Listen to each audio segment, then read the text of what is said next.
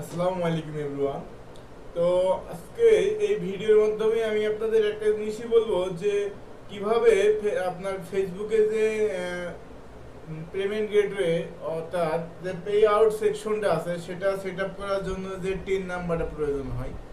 যদি আপনার নাম্বারে আপনার মোবাইল নাম্বার দিয়ে একটা টিন অ্যাকাউন্ট বা ই টিন সার্টিফিকেট অ্যাকাউন্ট খোলা আছে, বাট আপনি জানেন না যে আপনার টিন নাম্বারের ইউজার নেমটা কি অথবা পাসওয়ার্ডটা কি, লগ ইন করতে পারছেন না, আপনি আপনার টিন সার্টিফিকেটটা ভিউ করতে পারছেন না, দেখতে পাচ্ছেন না। এখন এই সমস্যা থেকে বাঁচার জন্য বা এই সমস্যার সমাধানের জন্য যে ওয়ে আছে সেই ওয়েটা নিয়ে ডিসকাস করব, সেই ওয়েটাই দেখাই দেব।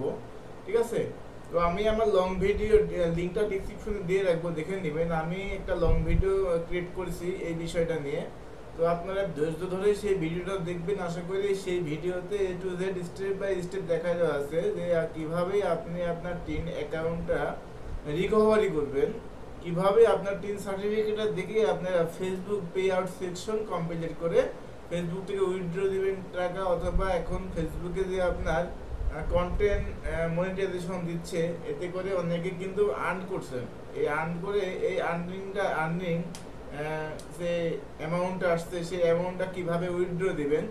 আর উইথড্র দেওয়ার জন্য কিন্তু পে আউট সেকশনে টিন সার্টিফিকেটের কোনো বিকল্প অপশন নেই, টিন সার্টিফিকেট লাগবে। এজন্য কি কি করতে হবে স্টেপ বাই স্টেপ আমি আমার লং ভিডিও দিয়ে দিয়েছি, আপনারা কষ্ট করে দেখে নেবেন।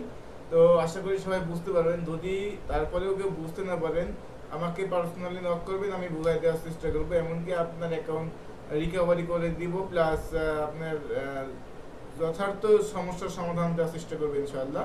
তো সবাই আমার লং ভিডিওটা দেখে আসবেন, আমি লিঙ্ক ডিসক্রিপশনে দিয়ে রাখবো, আপনারা দেখে নেবেন। ধন্যবাদ সবাইকে।